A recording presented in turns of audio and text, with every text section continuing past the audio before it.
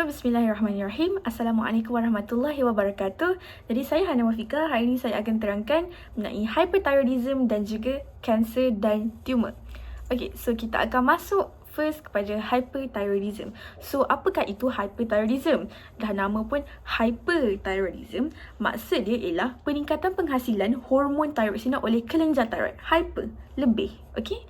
Okay. So, next, kita akan tengok macam mana rupa dia hyperthyroidism ni. Okay. So, yang gambar kat hujung sekali tu ialah gambar orang yang mempunyai kelenjar thyroid yang tak normal lah. Maksudnya yang ada hyperthyroidism ni. Okay. So, yang kat sebelah dia ialah orang yang mempunyai kelenjar thyroid yang normal. Orang yang tak ada hyperthyroidism lah. So, setiap orang ada thyroid. Tapi bezanya ialah orang yang ada hyperthyroidism ni, hormon thyroid yang dihasilkan adalah lebih lah daripada normal. Okay, so kalau in real life kita nak tengok gambar orang yang ada hyperthyroidism ni ialah tengok dekat gambar yang hujung sekali tu, dia punya leher bengkak sikit. Sebab apa? Sebab dekat situ lah kelenjar thyroid kita. So kalau dia ada hyperthyroidism, dia bengkak lah. Okay, so next, simptom-simptom hyperthyroidism yang pertama sekali ialah penurunan berat badan, debaran, peluh berlebihan, kelenjar thyroid yang membesar, sesak nafas dan juga tak tahan panas. Okey, so apakah faktor yang menyebabkan hyperthyroidism ni? Okey, so biasanya hyperthyroidism ni disebabkan oleh genetik. So kalau family korang ada hyperthyroidism, korang pun maybe akan boleh kena juga penyakit hyperthyroidism. Mungkin mak ayah korang tak ada, tapi kalau atau dengan upah korang ada, which is disebabkan oleh genetik, korang pun boleh kena juga. Okay, so next, rawatan dia first kali ialah ubat anti-thyroid selama 12 hingga 18 bulan. So ini kita tengok condition orang tu macam mana, teruk ke tak semua. Okay, yang kedua ialah pembedahan, dan yang ketiga ialah iodine radioaktif. So basically orang yang ada penyakit hyperthyroidism ni, dia kena minum iodine, and after dia buat rawatan ni, after dia minum air iodine ni, dia kena quarantine for a few days. Sebab apa? Sebab benda tu berradioaktif. So kalau dia jumpa dengan orang, orang lain pun maybe akan terkena radioaktif tu. So that's why dia kena quarantine. And tak semua tempat ada sediakan rawatan ni. Okay, ada certain hospital je yang sediakan. Okay, so kalau kita buat rawatan ni, of course lah ada kesan dia kan. So first kali ialah masalah jantung, yang kedua ialah masalah mata, dan yang ketiga ialah tulang akan menjadi rapuh. Okay, sebab dia disebabkan oleh hormon. So dia boleh juga bagi kesan dekat benda lain. Okay, so next kita akan tengok kepada kanser dan juga tumor. So first kita akan masuk kepada tumor. Tumor terbahagi kepada dua, iaitu tumor benign dan juga tumor malignan. Okay, so tumor benign ni dia tak berbahaya dan senang nak buang, which is melalui pembedahan. Yang kedua, dia tak merebak ke bahagian tubuh badan ataupun organ yang lain. That's why dia tak bahaya. Dia boleh buang macam tu je. Okay, so next, yang kedua ialah malignan. So tumor malignan ni dikenali sebagai kanser. Sebab apa? Sebab dia boleh merebak ke organ lain atau bahagian tubuh yang lain. Contohnya kita tengok dekat gambar sebelah ni, asalnya daripada usus besar. And then macam mana dia boleh ada dekat paru-paru? Sebab apa? Sebab dia cancer cell ni dia merebak melalui our blood vessel. That's why dia possible untuk pergi ke tubuh badan yang lain yang jauh daripada tubuh badan asal yang kena kanser tu. Okay, so next kita tengok kanser ni adalah disebabkan oleh perubahan pada gene yang mengawal cara sel kita berfungsi.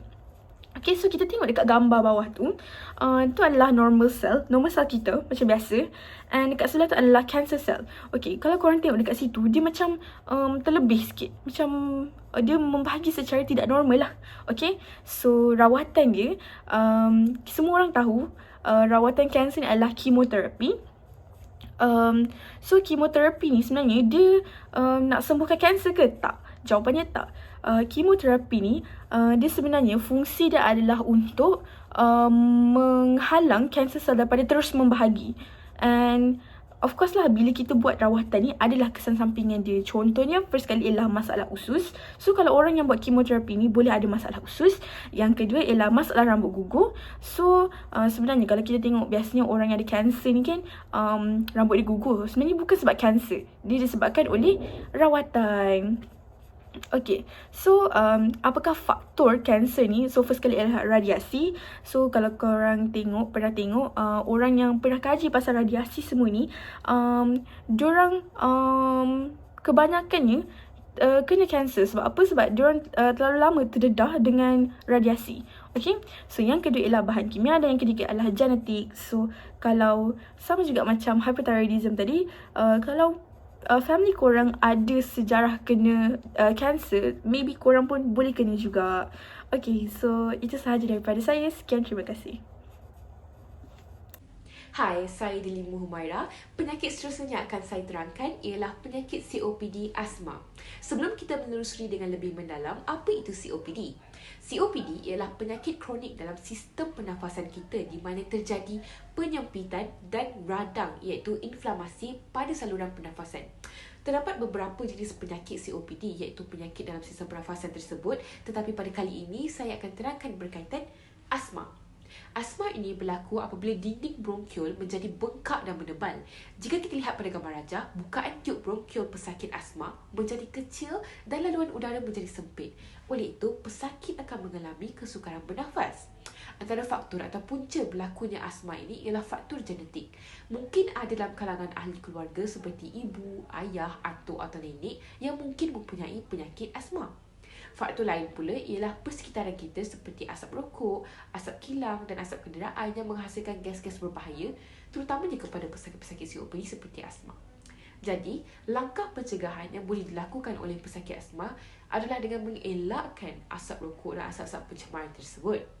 Selain itu, mereka juga boleh menggunakan inhaler seperti ini yang mengandungi ubat jenis bronchodilator, contohnya salbutamol yang membantu mengembangkan saluran pernafasan dalam paru-paru ketika serangan asma berlaku. Baiklah, seterusnya mari kita masuk pula kepada penyakit sindrom Down. Sindrom Down ini merupakan satu keadaan kecacatan kongenital disebabkan keabnormalan pada kromosom. Jumlah kromosom yang normal ialah 46, tetapi pesakit sindrom Down ini mempunyai jumlah kromosom 47, iaitu terlebih satu kromosom pada pasangan kromosom yang ke-21 seperti dalam gambar rajah. Antara ciri-ciri pesakit sindrom Down ini ialah mata mereka berbentuk slanting eyes, hidung yang kemik, kedudukan telinga yang rendah, berjari pendek, mulut yang kecil, serta lidah yang besar dan terjelir keluar. Mereka juga mengalami beberapa komplikasi yang lain seperti masalah pencernaan iaitu diarrhea dan konstipasi. Selain itu, mereka juga mengalami demensia dan masalah penglihatan yang serta boleh mengalami leukemia dan infeksi pada paru-paru. Antara punca boleh berlakunya kelahiran bayi sindrom Down ini ialah umur ibu yang melahirkan bayi tersebut telah melebihi 40 tahun kerana ketika itu organ dan hormon pembiakan berkemungkinan telah mengalami proses penuaan. Selain itu, umur ibu yang kurang daripada 20 tahun juga sama kerana organ dan hormon pembiakan berkemungkinan belum mencapai tahap optimal. Selain itu, penyakit ini juga boleh berpunca daripada genetik iaitu keturunan ataupun pemakanan ibu yang tidak seimbang. Oleh itu, terdapat beberapa cara pencegahannya iaitu kita perlu mengelakkan daripada berkahwin dengan saudara pertama kerana ia boleh meningkatkan kecenderungan kelahiran anak yang sindrom Down.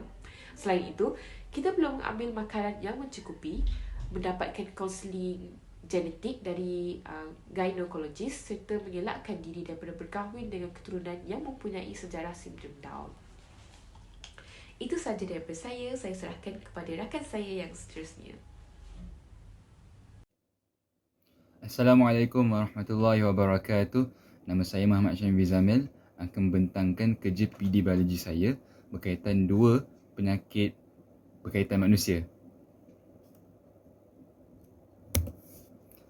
Penyakit pertama ialah acid reflux. Acid reflux berlaku apabila otot sphincter esophagus menjadi lemah atau tidak boleh mengecut. Kesal-kesal acid reflux ialah otot sphincter daripada di esophagus itu tidak boleh mengecut menyebabkan jus gastrik dalam perut memasuki esophagus. Nama lain bagi acid reflux ialah gastroesophageal reflux acid. Ciri-ciri acid reflux yang pertama, pedih ulu hati atau sakit ulu hati. Yang kedua ialah kesukaran untuk menelan. Dan ketiga ialah tekak sentiasa berasa masam pada setiap masa.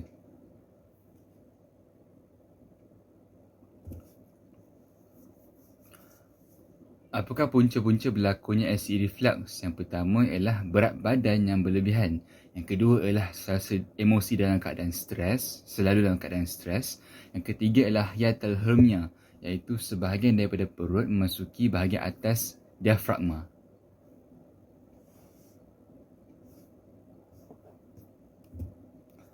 Apakah pula cara mencegah GERD? Yang pertama ialah amalkan gaya hidup yang sihat, bersenam, bersukan sebagainya.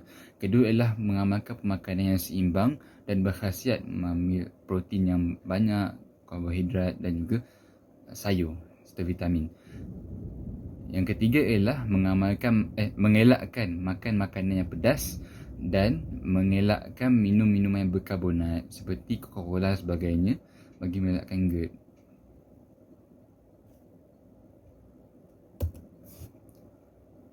Penyakit seterusnya ialah diabetes mellitus. Apakah itu diabetes mellitus? Diabetes mellitus ialah aras glukosa dalam darah meningkat dengan terlalu tinggi menyebabkan glukosa hadir di dalam air kencing. Hal ini menunjukkan aras glukosa dalam darah adalah tinggi. Apakah punca-punca berlakunya diabetes mellitus? Yang pertama ialah pankreas tidak merembeskan insulin atau merembeskan insulin pada kuantiti yang tidak mencukupi.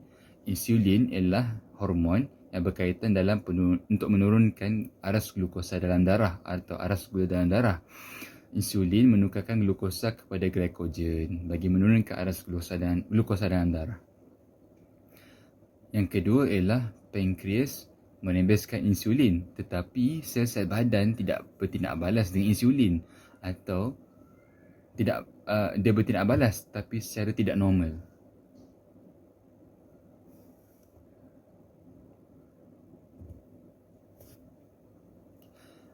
Antara ciri-ciri atau simptom diabetes mellitus ini ialah yang pertama, berasa haus lebih daripada biasa. Selalu berasa haus, dahaga sentiasa walaupun tak bersukan pun. Kedua ialah penglihatan kabur. Yang ketiga ialah hilang berat badan secara tiba-tiba. Tak bersukan pun tiba-tiba hilang berat badan. Keempat ialah seringkali kencing. Kelima ialah kehadiran keton dalam air kencing. Cara mencegah penyakit diabetes mellitus: mengamalkan pemakanan yang seimbang dan sihat dengan mematuhi piramid makanan dan sebagainya. Kedua ialah memperbanyakkan aktiviti fizikal seperti bersenam, bersukan dan sebagainya. Ketiga ialah menjauhkan diri daripada menghisap atau membau asap rokok bagi mengelakkan penyakit-penyakit diabetes mellitus. Itu sahaja daripada saya. Assalamualaikum warahmatullahi wabarakatuh. Baiklah, Assalamualaikum. Seterusnya saya akan membentangkan anorexia nervosa. Baiklah, kita mulakan dengan pengenalan. Baiklah, anorexia nervosa menurut My Health Portal KKM, iaitu Kementerian Kesihatan Malaysia, menyatakan bahawa anorexia nervosa adalah penyakit di mana anda tidak mahu makan kerana takut menjadi gemuk. Baiklah, ialah pernyataan daripada Kementerian Kesihatan Malaysia yang di mana adalah tepat dan betul dalam menunjukkan ciri-ciri penyakit ini. Secara umumnya, penyakit ini ditarifkan sebagai suatu gangguan pemakanan, ataupun kita dikenali sebagai eating disorder, yang dicirikan dengan berat badan rendah yang luar biasa, ketakutan yang kuat terhadap peningkatan berat badan, dan persepsi yang herot terhadap berat badan. Baiklah, selepas itu kita akan meneliti ciri-ciri penyakit anorexia nervosa pula. Baiklah, salah satu daripada ciri-ciri penyakit anorexia nervosa adalah mereka mempunyai penampilan badan yang terlalu kurus. Yang itu bila kita nampak daripada segi penampilan badan mereka, daripada bentuk fizikal mereka nampak badan mereka kurus, maka badan mereka nipis, kering, tak cukup nutrien. Boleh nampak daripada penampilan kerana mereka mengalami suatu gangguan pemakanan, iaitu anorexia nervosa ini. Dan seterusnya, mereka mempunyai berat badan yang terlalu rendah. Berat badan terlalu rendah ini boleh dilihat apabila mereka menimbang berat mereka. Akan menampakkan bahawa mereka underweight, iaitu mereka tidak mempunyai berat badan yang betul, berat badan yang sihat untuk satu manusia hidup. Yang betul. Baiklah, seterusnya mereka melakukan senaman yang berlebihan. Ini adalah salah satu ciri anorexia nervosa kerana perlu obses dengan berat badan yang rendah, dengan penampilan badan yang kurus, sehingga mereka melakukan senaman yang berlebihan. Apabila satu benda itu berlebihan, ia boleh memudaratkan mereka, dan ialah satu daripadanya, mereka melakukan senaman yang berlebihan supaya badan mendapat berat badan yang ideal untuk mereka. So lagi, yang terakhir, ciri-cirinya adalah mereka merasakan diri mereka lebih gemuk dari keadaan yang sebenarnya. Itu apabila mungkin kita boleh lihat dari segi apabila mereka melihat dalam cermin, mereka rasakan bahawa mereka tidak cukup kurus lagi, bahawa mereka kisah bahawa mereka terlalu gemuk. Itu adalah satu ciri anorexia nervosa, kerana mereka tidak akan puas hati terhadap berat badan sehingga mencapai ideal mereka. Baiklah, seterusnya kita akan meneliti penyebab penyakit anorexia nervosa ini. Okey. Baiklah, yang pertamanya ialah dari segi psikologi. Okey, macam tadi, beberapa ciri-ciri boleh kita dah tahu apakah itu kesan, apakah itu faktor daripada segi psikologinya, macam mana penyakit ini boleh terjadi. Okey, daripada psikologinya adalah mereka mempunyai dorongan yang melampau terhadap kesempurnaan. Okey, kesempurnaan ini kita merujuk kepada berat badan, kepada bentuk badan, kepada kecantikan badan. Itulah yang mendorong mereka untuk secara melampau tidak memakan makanan, secara melampau bersenam. Baiklah, seterusnya adalah dari segi persekitaran. Baiklah, persekitarannya adalah setengah budaya moden yang mementingkan penampilan badan. Okey, seterusnya selain itu ialah pengaruh rakan sebaya. Okey, baiklah, kita akan masuk pula pada kesan daripada salah satu daripada kesan daripada penyakit anorexia nervosa ini ialah ia akan menimbulkan penyakit kardiovaskular, antaranya seperti osteoporosis. Seterusnya, ia juga akan menyebabkan keguguran rambut juga. Okey, seterusnya ialah salah satu daripada penyakit kardiovaskular, iaitu masalah jantung. Seterusnya juga masalah emosi seperti kerisauan dan kemurahan. Anorexia nervosa juga akan memberikan kesan yang tinggi kepada satu kesan kepada perempuan, iaitu mereka akan lewat datang haid. Baiklah, kita akan memasuki langkah pencegahan penyakit anorexia nervosa. Okay, salah satu langkah pencegahan untuk anorexia nervosa ialah untuk mengamalkan gaya hidup sihat. Okay, ia adalah untuk memastikan dan untuk mengekalkan kesihatan mental seseorang. Selain itu, kita juga perlu merujuk kepada orang terdekat sekiranya mempunyai kegelisahan. Okay, penyakit seterusnya yang saya akan bentangkan ialah penyakit bronkitis kronik. Okay, kita masuk pada pengenalan penyakit ini dahulu, iaitu bronkitis kronik ialah keradangan tiup bronkiol. Sakit yang mengalami bronkitis kronik ini biasanya mengalami batuk yang berkekalan, batuk yang banyak kali berkekalan, dan menggunakan dinding pekat. Juga selain itu, bronkitis kronik juga adalah salah satu daripada COPD, penyakit COPD. Itu penyakit pulmonari obstruktif kronik dalam bahasa Melayu. COPD itu adalah akronim dalam bahasa Inggeris. Jadi seperti yang nantikan tadi, tiup bronkial mengalami keradangan. Dia akan mengalami keradangan yang menyebabkan batuk-batuk dan keluarga itu. Dia akan lepas tu dia menghasilkan banyak mucus, menyebabkan batuk dan sesak nafas. Ini adalah struktur untuk lebih memahami lagi penyakit bronkitis kronik itu. Kita tengok seperti itu adalah sistem respirasi kita. Ada trachea, kita ada, lepas tu bawah trachea itu ada bronchiol. Di bahagian peparu bronchiol tu itu saluran pernafasan kita. Kita boleh bandingkan antara yang normal dan yang mengalami bronkitis, iaitu seterusnya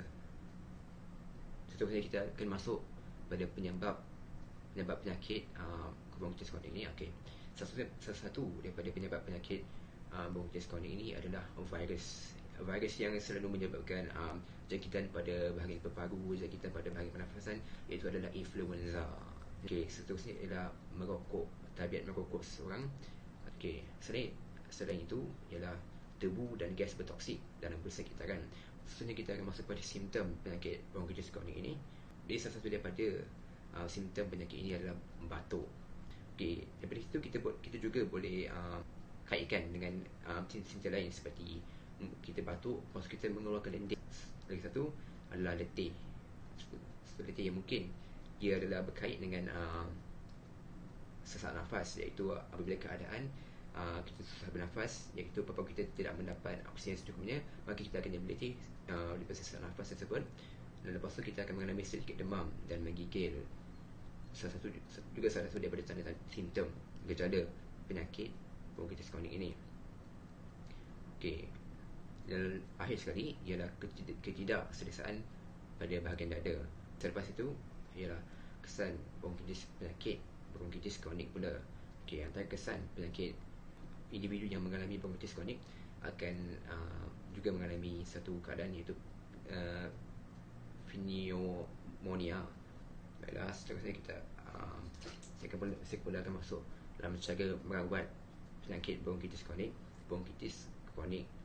Penyakit bronkitis kronik dia akan dialami oleh penyakit dalam masa lebih kurang 3 bulan. Lepas itu tiada penawar untuk penyakit ini, tapi terdapat beberapa ubatan yang doktor, sekiranya anda jumpa dengan doktor akan memberikan ubatan untuk melagakan gejala-gejala penyakit bronkitis kronik tersebut. Okey, seterusnya akhir sekali kita akan masuk pada langkah pencegahan penyakit bronkitis kronik. Ialah kita elakkan persekitaran yang tercemar. Selepas itu kita perlu hentikan ataupun jangan sekali merokok. Akhir sekali ialah kita perlu segera mendapatkan rawatan sekiranya dijangkiti virus. Baiklah, sekian daripada saya. Terima kasih.